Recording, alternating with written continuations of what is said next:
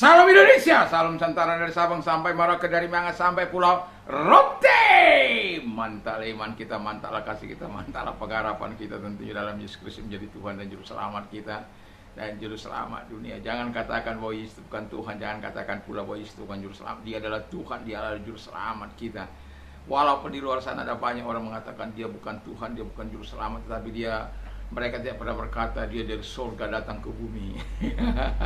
Dia hanya sekedar utusan saja, utusan titik. Tidak pernah dia utusan dari surga. Karena Yesus sudah berkata, akulah jalan dan kebenaran dan hidup, tiada seorang sampai kepada Allah kalau tidak melalui aku. Dan keselamatan tidak ada dalam siapapun juga selain dalam dia, Yesus. Karena di bawah kolong langit ini tidak ada nama lain diberikan kepada manusia yang olehnya kita diselamatkan. Dan Alkitab juga mengatakan kepada kita bahwa karena begitu besar kasih Allah akan dunia ini sehingga ia mengaruniakan anaknya yang tunggal supaya setiap orang percaya kepadanya tidak binasa melainkan beroleh hidup yang kekal. Dan juga Paulus berkata melalui firman-Nya, firman Allah maksudnya, dengan hati percaya engkau dibenarkan, dengan mulut mengaku engkau diselamatkan. Ketika engkau mengaku Yesus adalah Tuhan, setiap lutut akan bertelur, setiap lidah akan mengaku bahwa Yesus adalah Tuhan. Haleluya, mantap itu. Jadi saya mengucapkan selamat pagi bagi kita. Semoga kekuatan Tuhan, kekuatan firman, kekuatan Roh Kudus menyertai setiap kita dalam melaksanakan tugas-tugas kita dengan penuh ketaatan kita kepada Tuhan, dan dimanapun kita berkarya, bekerja, melakukan tugas dan fungsi kita, kiranya selalu takut akan Tuhan menyertai kita, sehingga kita melakukan yang terbaik dari hidup ini demi kemuliaan Tuhan Bapa di surga. Dan mari kita berdoa. Terima kasih Tuhan bahwa ketaatan membuat engkau menggenapi janji-Mu. Di dalam nama Yesus kami bersyukur dan berdoa. Haleluya, amin. Saya akan membacakan Kejadian 12 ayat 1 sampai dengan 4. Berfirmanlah Tuhan kepada Abram, pergilah dari negerimu dan dari sanak saudaramu, dari rumah bapamu ini ke negeri yang akan kutunjukkan kepadamu.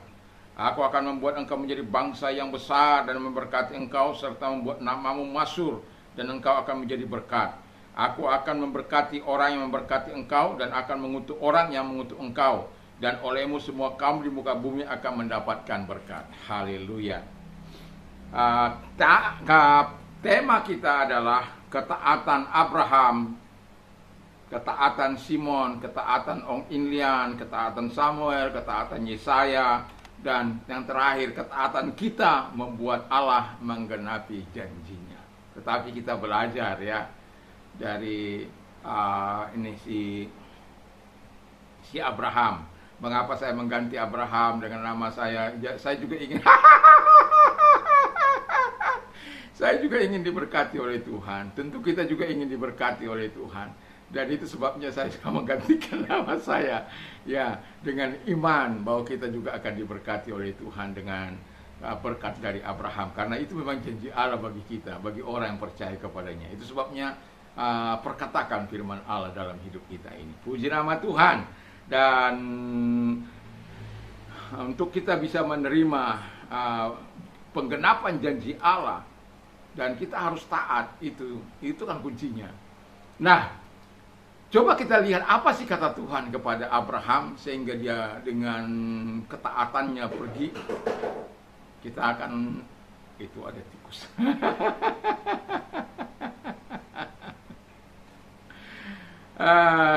Yang pertama dikatakan pergi dari negerimu, ya, ke negeri yang akan kutunjukkan kepadamu. Jadi dengan meninggalkan sanak saudara, meninggalkan bapaknya, meninggalkan negerinya, pergi ke negeri yang belum diketahuinya. Ya, ini bagi dia big question mark, pertanyaan besar. Aku mau kemana? Tapi dia nggak bertanya itu. Karena ayat yang keempat, lalu pergilah Abram seperti yang difirmankan. Lalu pergilah Abram seperti yang difirmankan Tuhan kepadanya, Dan Lot pun ikut bersama-sama dengan dia. Abram berumur 75 tahun ketika ia berangkat dari Haran. Wow. Luar biasa kan? Ya, itu sesuatu yang sangat luar biasa itu. Ya. Tetapi saya mau katakan kepada kita bahwa ketaatan akan membuat Allah menggenapi janjinya. Di zaman sekarang ini atau zaman anugerah, zaman kasih karunia, zaman kasih Allah ya.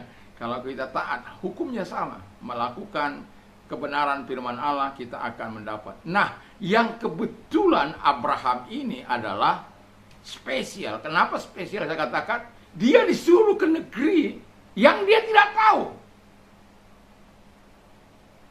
Itu kan sesuatu yang sangat luar biasa. Ketaatan yang sangat luar biasa. Nah, kalau kita disuruh pergi, enak aja kau suruh pergi. Mana tahunya kau mau matikan aku. Atau mau membunuh aku, mana aku tahu itu. Gitu kan?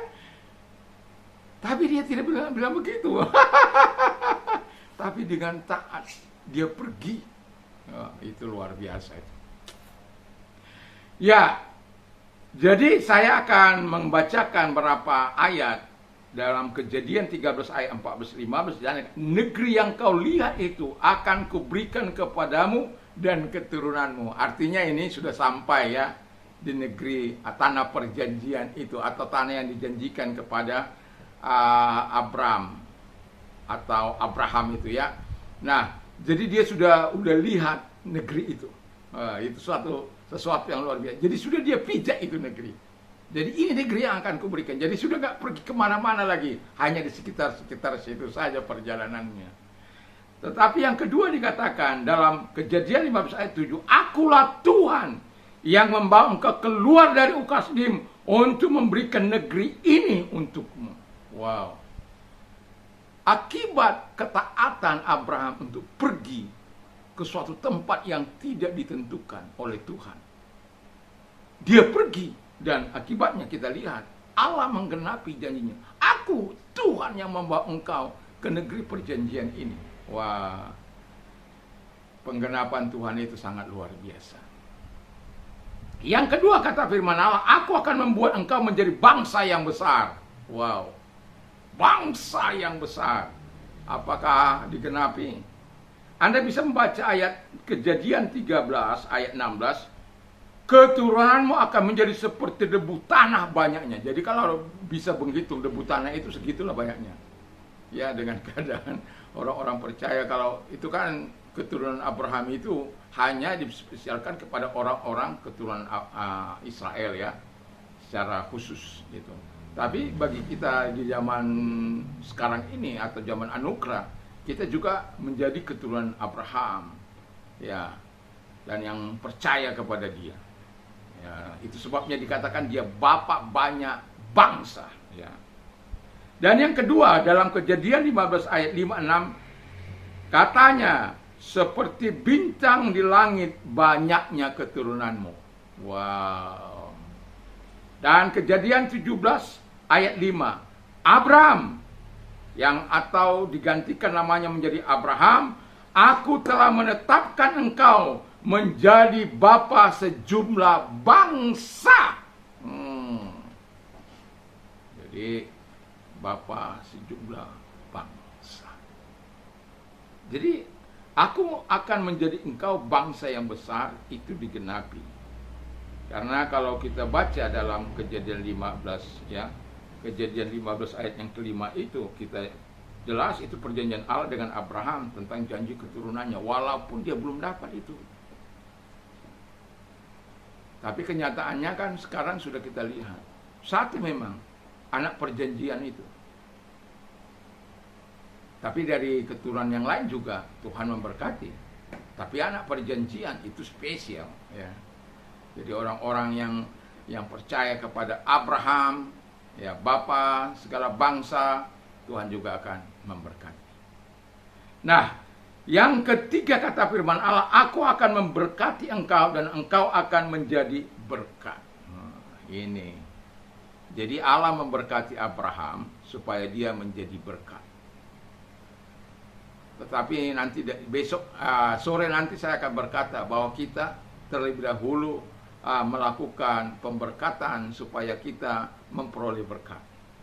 Jadi ini Abraham spesial, ya, dikatakan oleh Tuhan diberkati untuk menjadi berkat. Jadi kalau orang-orang yang telah diberkati oleh Tuhan tidak menjadi berkat, itu berbahaya. Ya, kenapa saya katakan berbahaya? Karena satu kali kita akan diminta pertanggungjawaban oleh Tuhan. Bukan karena kita memiliki, kita yang berkuasa, kita yang menghasilkan. Kalau kita percaya kepada Tuhan Yesus Kristus, maka setiap rupiah yang kau gunakan akan kau pertanggungjawabkan di hadapan Tuhan. Itu sebabnya orang kaya dikatakan sangat sukar masuk kerajaan surga. Lebih mudah seekor unta masuk lubang jarum daripada orang kaya masuk surga. Ngeri itu. Kenapa? Dia diberkati tetapi tidak mau menjadi berkat.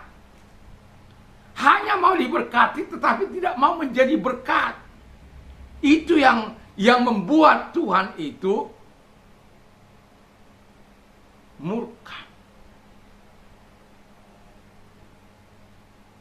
Ini Abraham dikatakan, aku memberkati engkau agar engkau menjadi berkat. Kalau engkau diberkati oleh Tuhan, jadilah berkat. Allah tidak butuh uangmu. Allah tidak butuh uang orang-orang kaya. Tapi pekerjaan Tuhan, pelayanan, pertolongan kepada orang-orang miskin, pertolongan kepada guru-guru yang mungkin butuh bantuan, atau pertolongan seperti yang saya katakan sering bahwa ketika saya mengajak orang-orang untuk mengajar les gratis kepada masyarakat. Ada banyak masyarakat minta, tapi saya tidak bisa karena belum ada tim. Ya, karena ini bukan soal apa. Ini tidak ada honornya, malah kita berkorban. Ya, itu sangat tidak banyak orang bisa melakukan itu. Ya, apalagi dengan keterbatasan kita. Tetapi apa yang ada pada kita harus berani melakukannya. Walaupun saya berupaya untuk berbagi ini kepada banyak orang.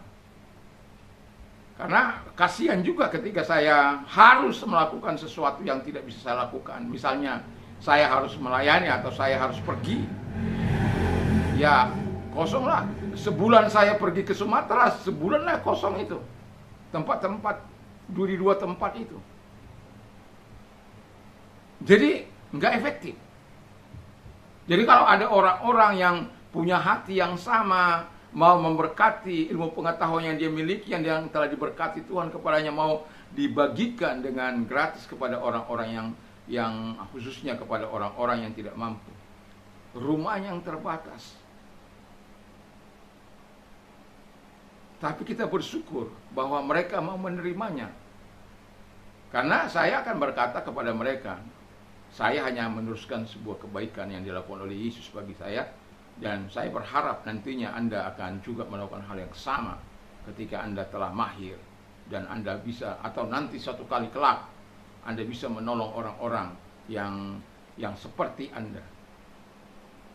Jadi kita perlu mengarahkan nilai-nilai positif kepada mereka. Sehingga mereka bukan hanya sekedar menerima hari itu, lalu kemudian mendiamkannya. Tetapi mereka punya mimpi besar supaya mereka juga besok, kalau apa yang dilakukan oleh Pak Jenggot ini sangat baik, dan besok satu kali mungkin saya akan melakukannya. Sama seperti yang saya nikmat. Sama seperti saya memberikan air di tempat ini. Mulai tahun 2000 sampai sekarang. Itu karena ada kebaikan orang yang saya terima di masa saya merantau.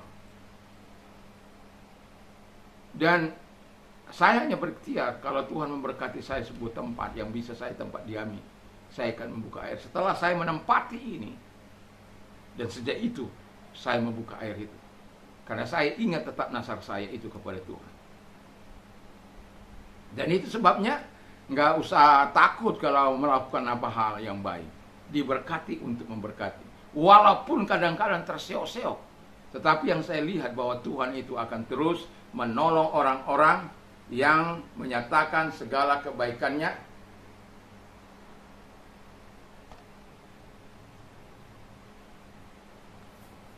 Ini ada gangguan sedikit.